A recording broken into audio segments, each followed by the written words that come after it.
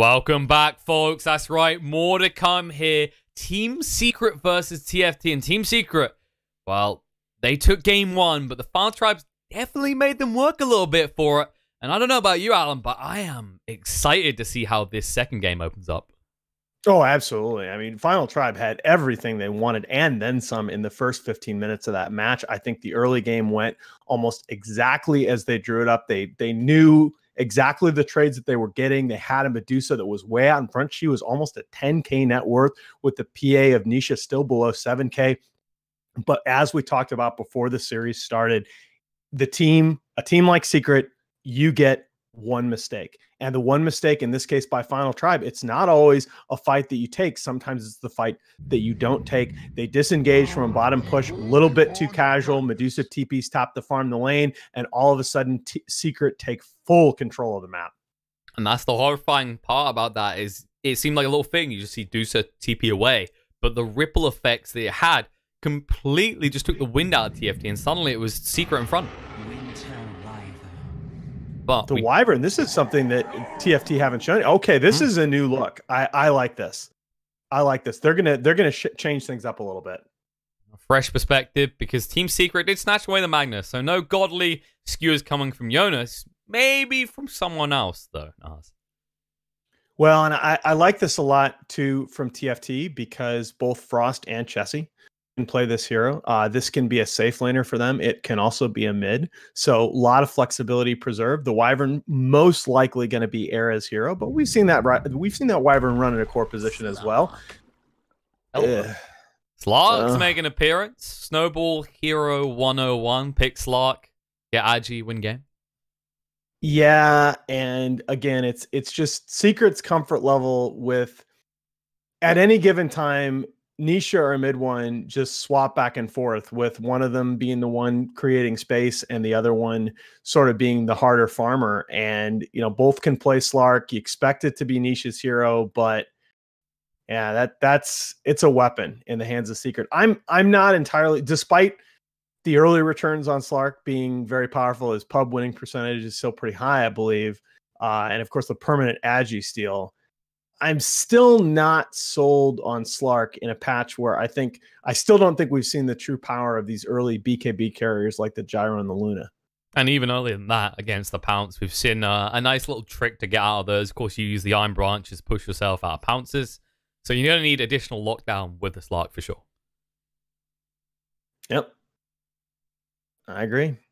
I mean, the Empower on the Slark, this is going to be, it's Slark not necessarily a classic Empower hero, but Slark can farm pretty damn fast. People forget about that, but go watch Mason play Slark. I mean, he farms insanely fast on that hero. There's a reason that you max out Dark Pact. A long time ago, it was Pounce first, but you'll always exclusively see Dark Pact the first thing maxed out on Slark now. Yeah. Ban-wise, well, Sand King banned out by Secret. Some respect just being shown to Jonas, right? They banned out 3 of his heroes and taken the other one. Yeah, and I think that when you watch TFT's replays from the last couple of days, there are so many of their drafts where, almost all of them really, where Jonas is just the crux of the matter. He's the guy that's being asked to sort of do a little bit of everything. He's the guy that's being able to create space around the map. He's being asked to dictate the flow of the fights. And I think that's, you're seeing disproportionate numbers of support bans. I mean, Dazzle's still on the table, right? Shaman as well, as that is where the side of TFT will go. A lot of tower killing potential this lineup already. There's a lot of tower killing potential, but again, the value of Shadow Shaman against a hero like Slark is just so much lower now that Hex is once again dispellable. Most definitely. I mean, even Shackles, right? As Rasta, you have to be super careful trying to shackle the Slark. If you do that at the beginning of the animation of the Dark Pack. And now, look at this. Lich coming out. Not only good to combo with the Magnus, but it should be pointed out with the rework to this hero. He enables very easy pounces for Slark and gives him that kill potential lane we were talking about.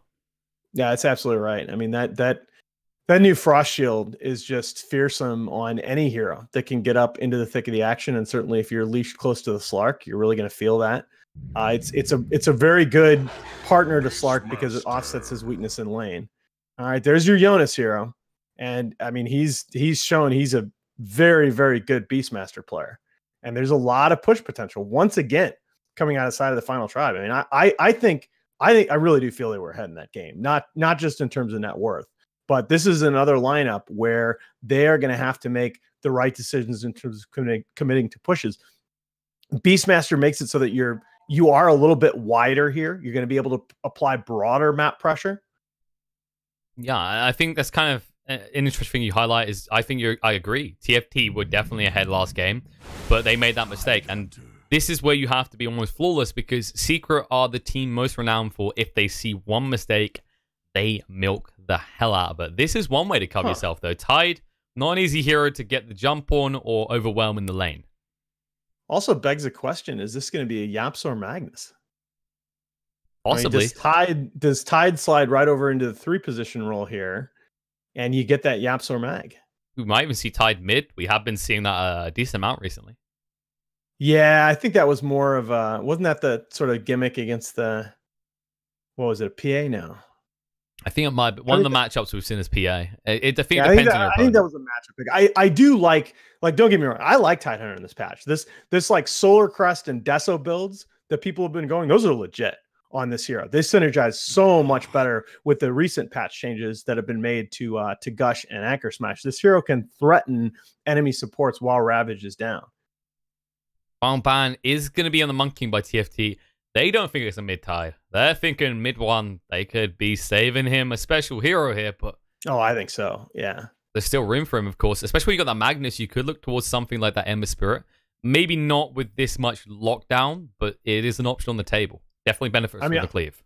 Let's be real. I'm always going to be selfish and hope for a mid-1 Invoker, because... Yeah, that obviously the Slark Leash is not the kind of setup that you'd have with like a Roar or a Nyx Assassin Stun, but you know, that would balance out the damage potential of the lineup. I think it allows you to transition very quickly into strong early pushes as well. Because you look at Team Secret right now, they kind of want to be stacked. TFT is going to try and split push, but when you talk about big fat team fights, you've got the Ravage, you've got the RP, you've got the Chain Frost. There's so much here for Secret. And the TFT is going to have the overall last pick here, and there's still a lot of flexibility as to where this Lone Druid can go. So they can pick a mid or a safe laner here, and depending on that, the tempo can shift quite a bit. Well, so Kunkka, I know a lot of people. I know you're high on Kunkka. I'm still not convinced. I don't think Kunkka. I don't think he gained really much from this new patch, whereas so many of the Agi heroes that you see as cores gained a lot. But mid-1's an excellent Kunkka.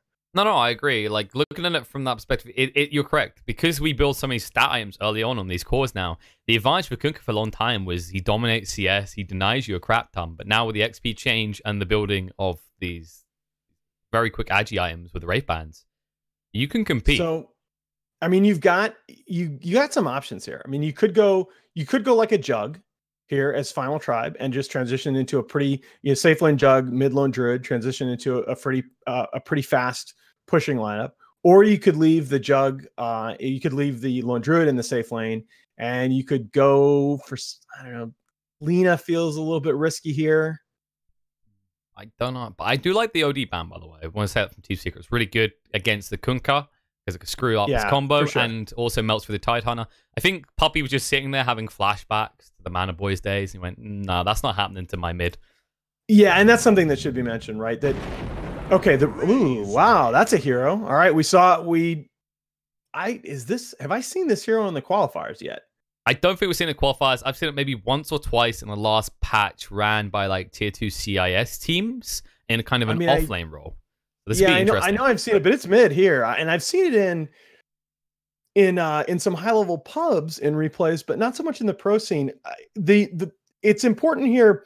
Effectively, the Final Tribe doesn't have a save, because the Winter Wyvern Cold Embrace can be a very good save against like these PA lineups. But I mean, you've got Kunkka, Tide, Magnus, Lich. It's you Cold Embrace somebody, they're gonna die.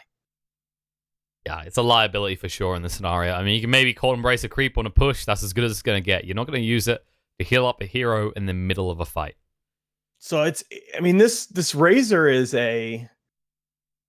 it's okay. I think we're going to try and win the mid lane kind of pick. I mean, he is going to beat the Kunkka, Probably, but what does Razor really do for you in the mid game? It's going to be interesting to see him, though. Because of the changes to him, he can farm a decent pace now, of course, with his passive triggering an AoE. Yeah, that's true. That's true. These are heroes. We will see Tide in the offlane. That is going to be the pass for Magnus, as we were anticipating. Which means he can get around, and actually, despite the damage you could lose on the Kunkka to the Razor, you'll at least have that buffer, so you can try and still CS and sustain lane. But Yapsol's main focus is going to be top, I think.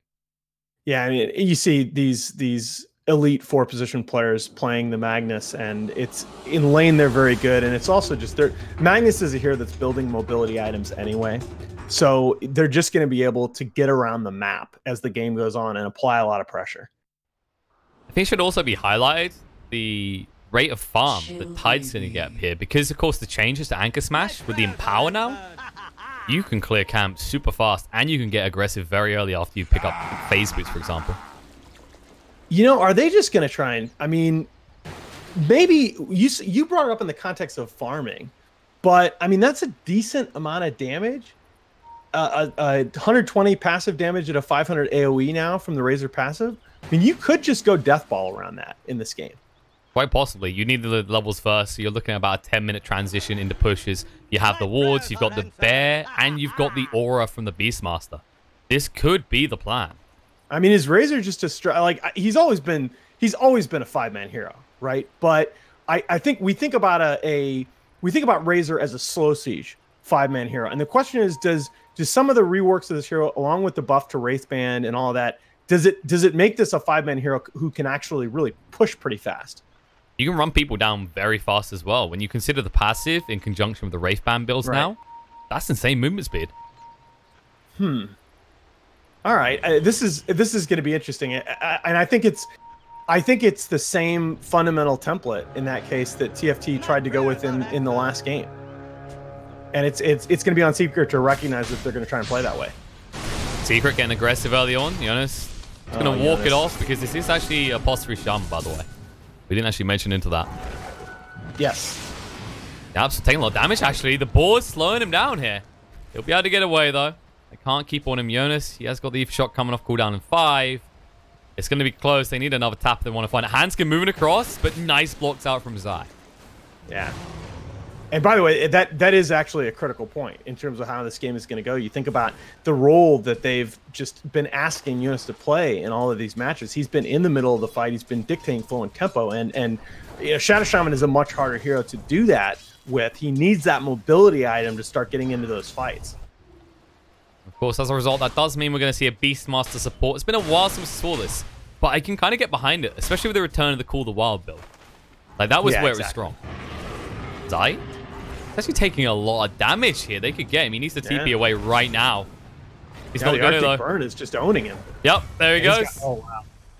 And, well, they spread the gold between them. The boar was involved the whole time as well. Yeah, exactly. He had the Arctic Burn and the boar and the creep wave on him the entire time. That's a lot of damage, even for a Tide.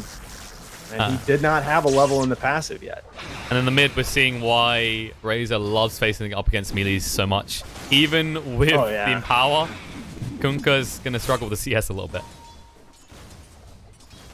Yeah, I mean, he is getting those denies, but I'm just looking at this bot lane, because they've left Nisha in a 2-on-1 scenario. Not exactly the best case for Slark.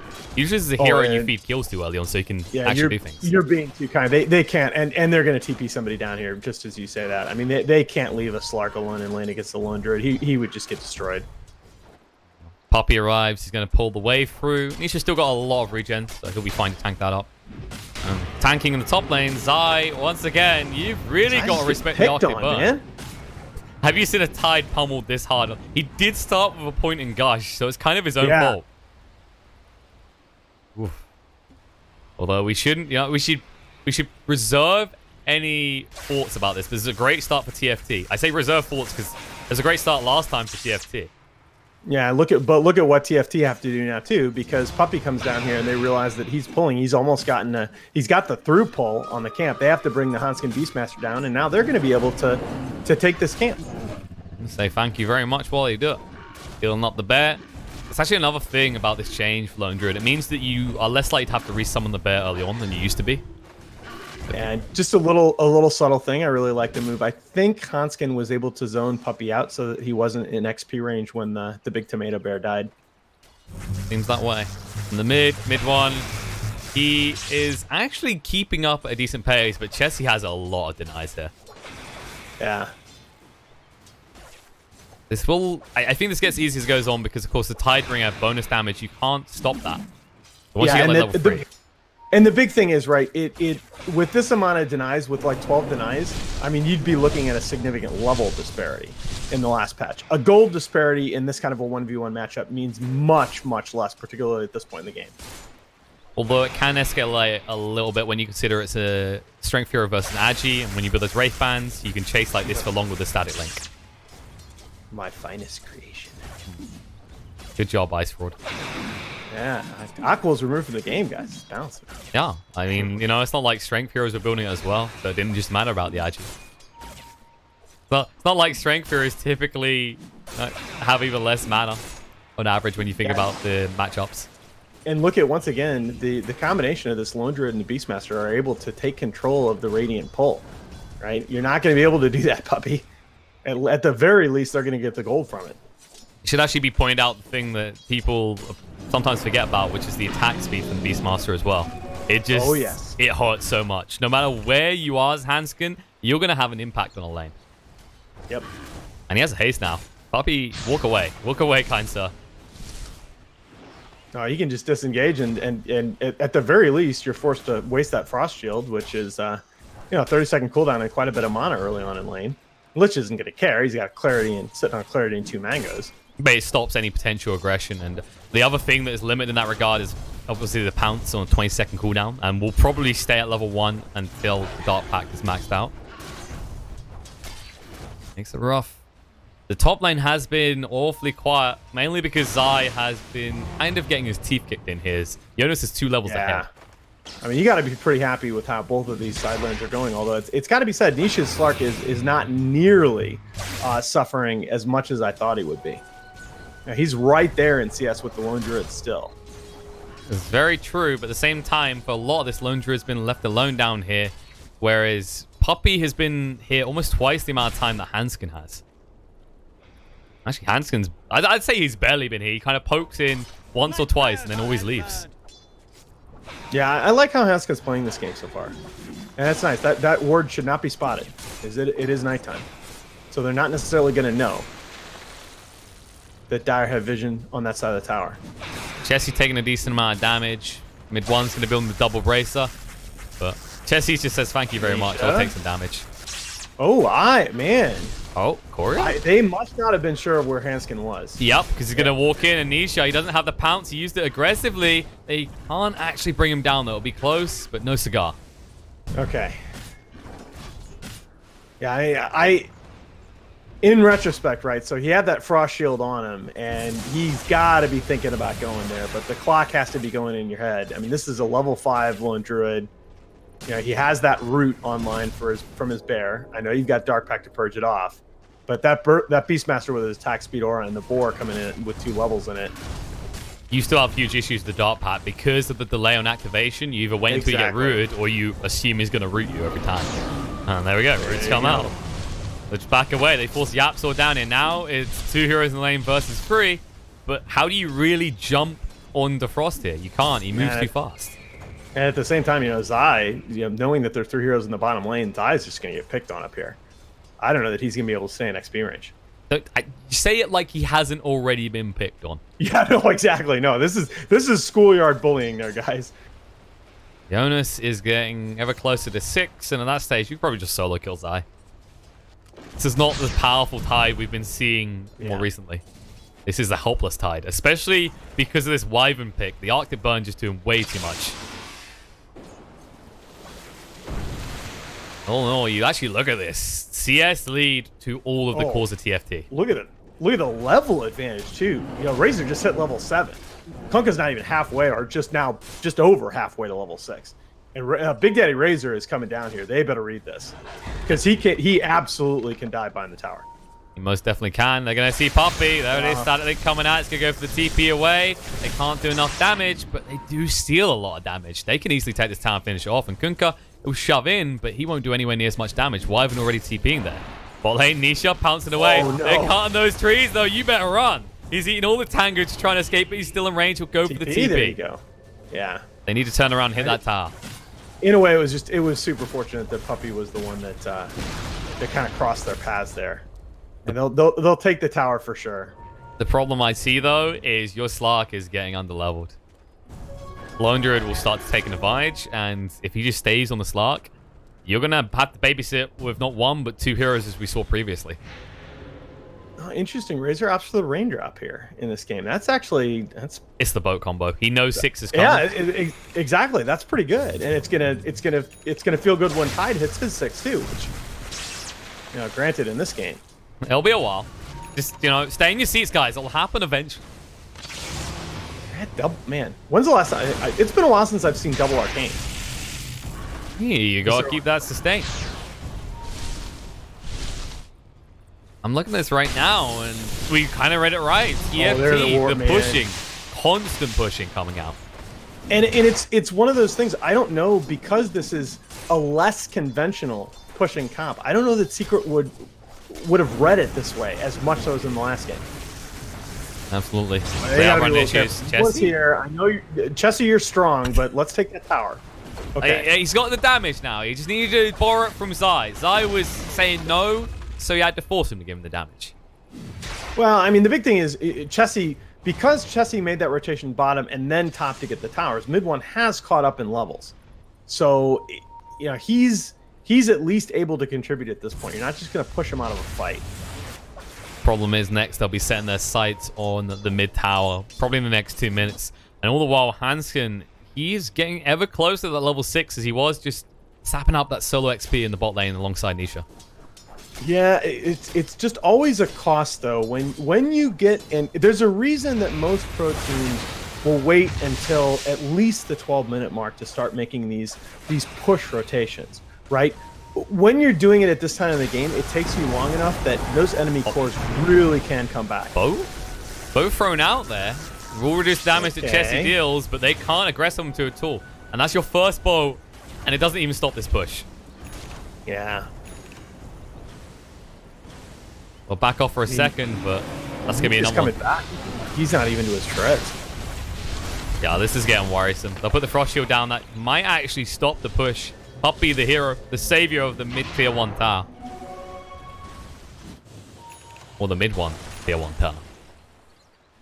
But all the while, they're forcing this aggression. And every time they do, Secret is having to invest a lot more. So TFT has other people farming, whether it's the Shaman, the Beastmaster, the Lone Druid. Doesn't matter. Yeah, that's right. I think they struck a good balance there. They applied a little bit of pressure, but they didn't hard commit. So they still have their cores farming around the map. It would have been a little bit too early to commit so strongly for that tier 1 tower. We will see Chessie now pick up the drum, so he is trying to amp up the aggression as quickly as possible. Yeah, this is how we thought that Razor was. Well, is that 2 drums, guys? I don't know. That's what you wanted to do. I mean, look, two drums is not the worst thing in the world. It especially wasn't back when drums were like amazing. Wait, who else has gone for the drum? Oh yeah, I see a Shaman. Hey, yeah, it's not the worst thing to stack per se. The stats are good, and if you're going to go for these early pushes, you actually think about the downtime. You can make it work. Yeah, I'm seriously, I'm thinking even more and more about this double drums, like the lap over, 12 seconds of increased attack speed plus the inner beast. Good God. Yeah, but it's nice, but you're going to really need initiation, I think. I mean, Rasta's got this Aether Lens and drums. What's your primary initiation as TFT right now? You got the Primal Roar as well, in fairness. Winner's Curse. There's a decent amount. Oh, boat coming in, but Primal Roar speaking over out of the mid one. They found him, the shackles are there, and no assistance for him. Yeah. He just didn't know that the rest of TFT were massed behind him. They actually don't need to stop either. They've got the Serpent Wards, they want to commit them to the tier 2. You absolutely don't stop here. Come on, guys. Don't do the same thing you did in the last game. All right. Thank you. There it goes. They go down. Okay, Frost drop shields on the wards. tower. Great. And Frost Armor doesn't do much for wards there. Tide's coming in, but as long as they don't stack too hard, Lift's going to be there. But Zai wants the opportunity for the Ravage. And ironically enough, the lineup with Slark is being snowballed against. We'll force them away, though. It requires the whole team. They do get the tier 1 top in the meantime, and Niche is still up here. They get to farm the wards. Did I see that right? Does Frost Armor on the tower aggro the wave to your hero? I didn't actually quite catch that. It maybe. That's I think the interesting interaction. I'm sure Chad is watching this and calling I think me it stupid does right now. But if Frost Shield on the tower aggroes the creep wave to your hero, that's super annoying. Era's getting low up here. Oh no, look at that! You know, he just blocks it out. Now they've got the shackles. They got a chain lockdown. He got baited in. He's got the pounce. He's going to make his escape and go for the TP. Can they do the damage? It's going to be close, but they can't. Oh my god. You actually saw Era moving back. He was really close to being in range for the Winter's Curse as well. But to make that play, it's kind of said in the message, you can't even get a kill onto the Wyvern there. And that's before he puts at least 1 point in the Cold Embrace. Imagine that scenario with just 1 point in the Cold Embrace. Yes, I mean, and look at Slark here. First item S and Y. Can't afford to get caught. He needs the extra health. Well, he recognizes that, you know, he's not going to have time for the Shadow Blade build in this match. He's not going to have time to build anything cute like a Silver Edge and try and run around the map getting pickoffs. He's going to have to be in fights with his team within the next 5 minutes, the way TFT are playing this. I mean, it's more the playstyle as well, right? Like the Shadow Blade is suggesting you'll find these pickoffs. That opportunity top was rare, and it was a preview. There was always someone close by to respond. What's coming out? So Tide's going to have his mech by the next fight.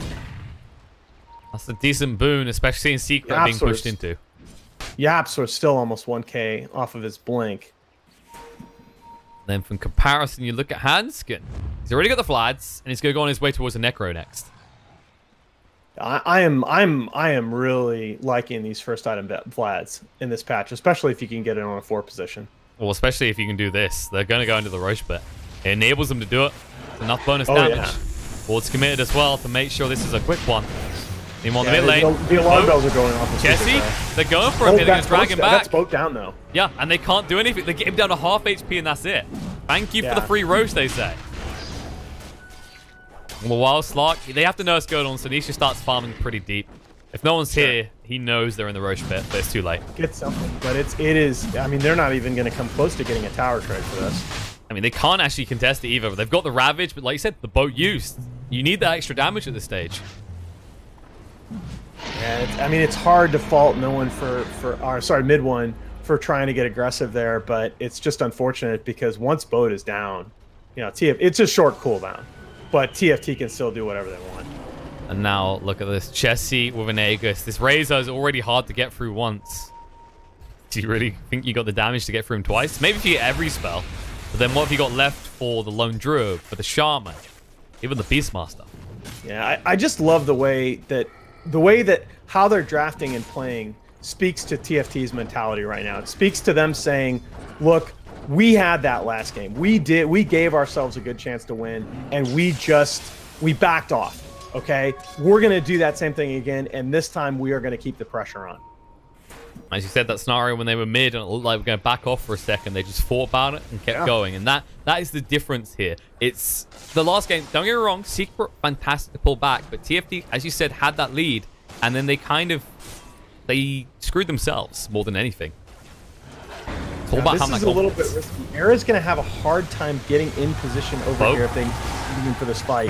But again, boat out super early. It's gonna stop the push at least for a little while. Yeah, but he X'd himself as well, so there's no kill potential there. Oh no! Another free tower gun. So actually taking a lot of damage from Zai in the meantime. Mid one, you can try all you want with the armlet, but it won't slow this down. Another tower falls. And all the while, Nisha just trying to farm aggressively because he knows his own jungle won't be safe. Oh, Korea? Nisha?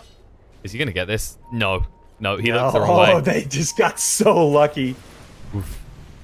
Oh, they might catch Hanskin here on the disengage. That's an X mark on him. He should be dead. Damage from Zai. There's the Empower we were talking about. There you go. Okay, and now we're off to the race. This is going to be a double. This next fight is going to be a double blink reveal on the side of Secret.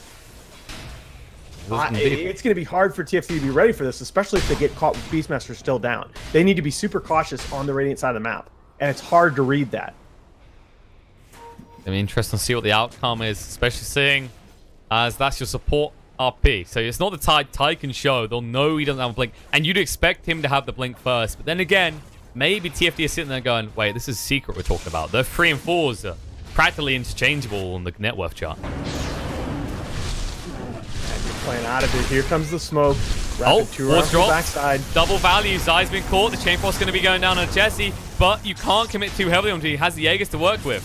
It gets Zai out, but look at this. They find another target. Mid one. The 4-star in. The shackles are there. The bow's going to connect. No, the RP. Yapsel. The blink was going to be the skew across. Connects on the 3. The Ravage follow up. They're going to pop the Aegis. They'll go straight through Shaman as well. Nanskin. He's stuck a little bit too. Arrow moving across. There's the Winner's Curse coming out. The Torrent's going to be down to Razor. He needs to retreat, though. He can't hang around. The Alpha Toggles from mid one are on point. He's going to live, but Razor will not. They get the tower, but they lose 3. I mean, heard in TFT team chat 5 seconds ago, the blank did this Magnus have blink. Like, it's just the double blink reveal from Secret is just so hard to read there. You feel so strong as Final Tribe pushing deep into Secret territory, knowing that Nisha has just been furiously trying to farm up. But, I mean, the double blink reveal there is devastating, allowing the double ult combo by Secret. Definitely a big win for Secret there. TFT... They, like I said, they're going to be questioning where the hell the goal came from. But at least the reveal's out of the way, is what I will say. Like, that could have been a complete teamwork. The fact they got the lone druid out is of significant importance here, right? Like, he's gone for the Maelstrom. He needs to be farming constantly at this stage of the game. Yep. And it's just, it's hard, right? Because this is why Secret gives Yapsor so many resources. Oh boy, Nisha, you need to be, or mid one, you need to be a little bit careful up here, even with Axe. Jonas, he's going in. The Hex is there. He pings to Chessie. He's like, what the hell are you doing? It's a kill waiting to be had there. I can understand Chessie backing off there, though. You don't know who's behind Kunkka at that point. You assume there's at least one support at all times. I am not certain about this BKB choice on the Razor here. It is a very powerful item, and they don't necessarily have a great way to deal with it apart from RP, but I don't know that you have the damage behind you just yet. I get where he's coming from, though, because he knows he needs to alleviate all pressure from the lone druid to do what he wants, and that means with the BKB, Chessie can go as deep as need be. But I think you're right. I'm just not sure this is a drum BKB Razor game. This feels like maybe even a drum SNY BKB Razor game. That's what I was thinking. Sanjin Yash drums, typical pickups. Kunkka in the mid lane, by the way. Boat's coming in. It's going to be close, though. Oh my god. Jonas gets the solo pick off. It does cost him the Serpent Wards, but he'll be happy with that. Kunkka gone for 40 seconds. Him on the bot lane. Frost has been found here. Nisha trying to run him through. Decides against it there as the bear does move across. Wow. Jonas, he's going for that axe next, by the way. Yeah, I mean, he says forget Blink Dagger. Oh, the skewer back. Jonas too aggressive. It worked once, it won't work twice. The gate's coming out, the Ravage there. They all get baited in. Razor's going to go down as well. And on the side, RP catching the bear and its master. They'll clean up the bear first, and they'll finish off Frost second. And you just died with BKB up, right? You just died with your 10-second BKB charge up, and that's an item that is supposed to make you the most powerful hero in the game if you're timing it correctly. Instead, they get baited in, and I feel like it's the last play they watched Jonas do that. Jonas is probably making that call is what I'm imagining here, and you believe in him, right? He's proved himself in that last fight where he takes out mid one solo.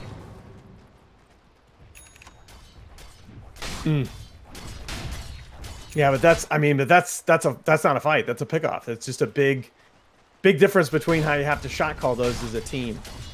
And I think at this stage, not to mention the position on the map. I mean, that's practically at the steps of the Radiant base. Exactly. And on top of that, you're so reliant on the Serpent Wards right now. Jonas, what's he doing here? BKB comes out on Chessie to protect.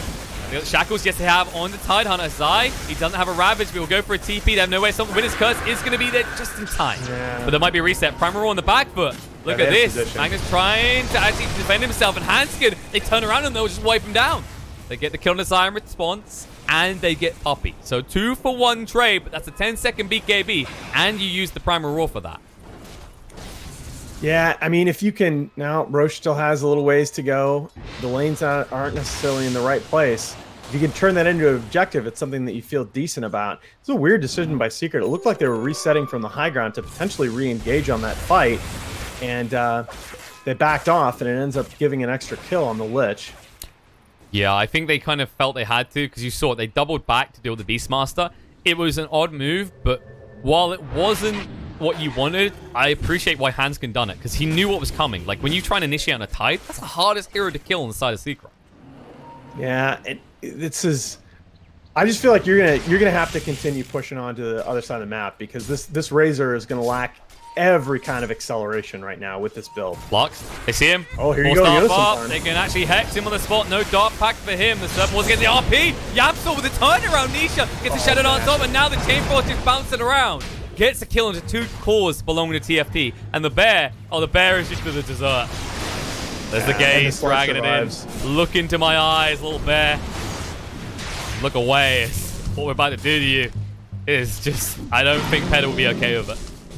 Yeah, it's part of the issue with those kinds of builds is that the enemy team sees that and they know that you need to keep forcing fights, and you become a little bit predictable because of that. It's worrying. You look at Nisha, look at his farm now, top net worth. He even stopped off for a Blink Dagger. I think that's why TFT were like, okay, he hasn't gone for an aggressive item that protects. Well, it's aggressive for getting him in, but if we move first, he can't get out.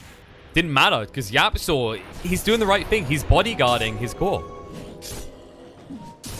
Yeah, absolutely. That's the old Na'Vi play. Play 3 or 4 heroes behind Havosh. Oh yes, 25 minutes into the game, you expect your supports to do this, whether it's tanking the gank or turning the fight. And the power of something like a possible Magnus means he can turn Frost here. He's X'd. Yep, back into the boat he comes. He'll actually scare them away though. The bear was on point. Jonas wants to go again. Calm down, Yoni. Get a little bit Dude, you're a Shadow Shaman. You're not a Sand King anymore. Oh, look at this. Chessie going pretty deep. BKB comes out. He just says, thank you very much. That's another charge. I mean, yeah, he wastes the BKB. He wastes the Link so easily. It just feels like very little risk to him at that point. They tried it on Zai as well. Not the optimal target. The bear's been found again. There's the fear. That'll get it out. Yeah, and it's also got to be said that with the way Lone Druid is functioning right now, like ganking the bear is kind of no longer a thing. Yeah, it still gives you gold, fine. You still have to watch it, but yeah, Era is going to eat. Well, he got the Cold Embrace out in time. I'm not sure it's going to help too much. Meanwhile, on the side, they do see Hanskin as well. They'll drag him back, and it'll be 2 kills, and that'll be Roche. Oh, they're just hemorrhaging kills right now.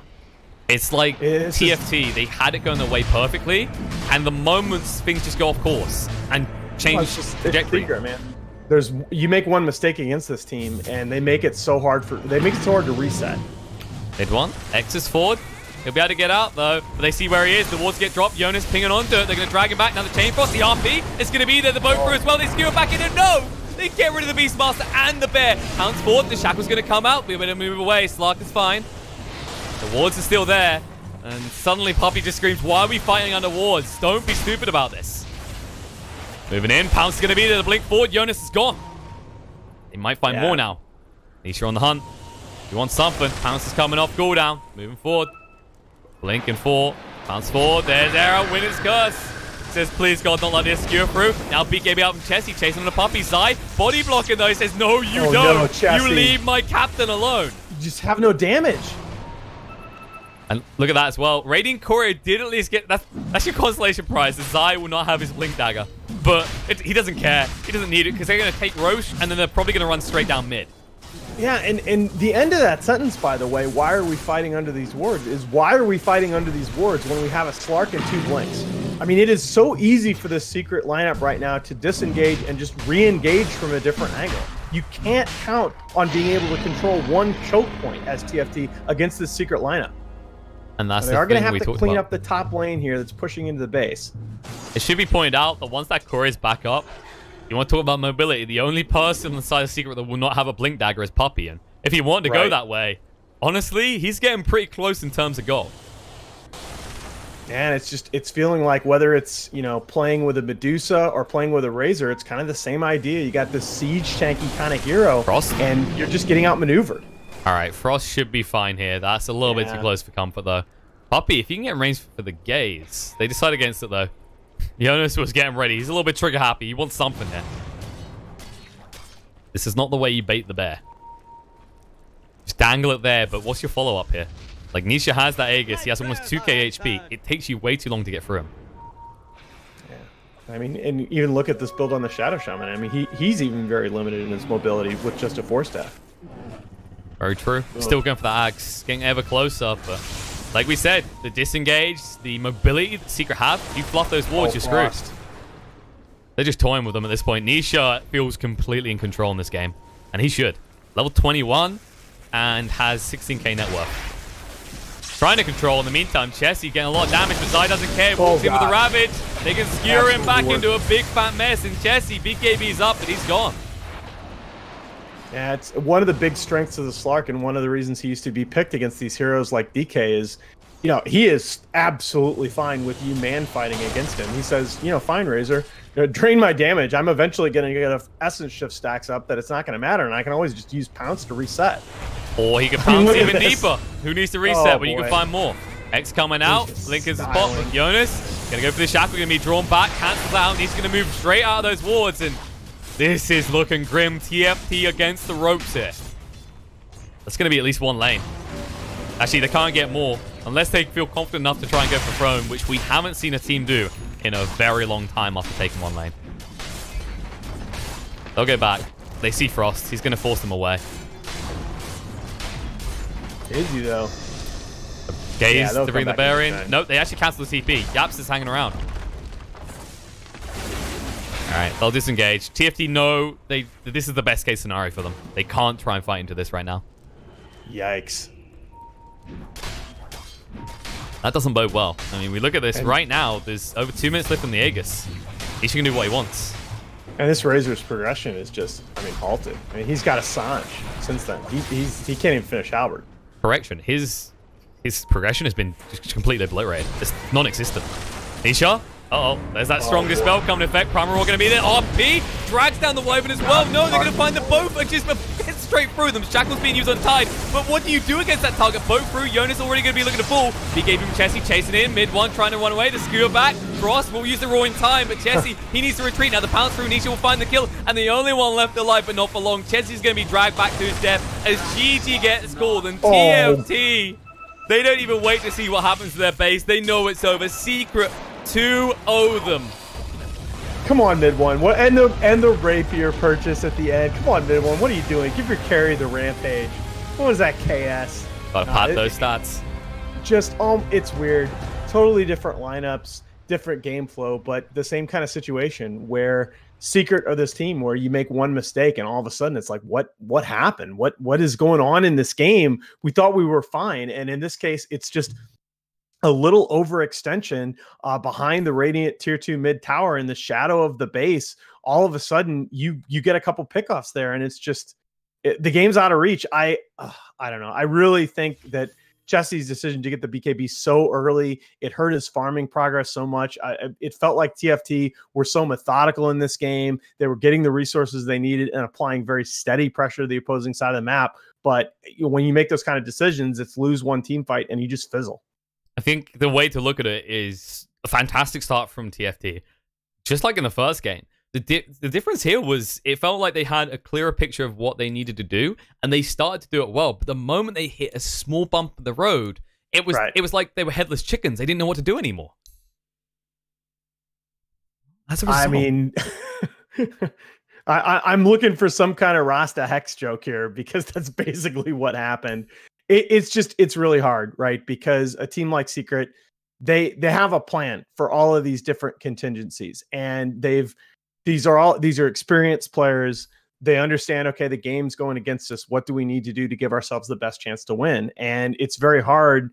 You know, Complexity had this issue for a long time. They were a team that liked to play on the opposing side of the map. They liked to push racks and base early, but what happens when that first big fight goes against you? What happens when you disengage and you're punished? Do you have the ability to reset and stay in the game.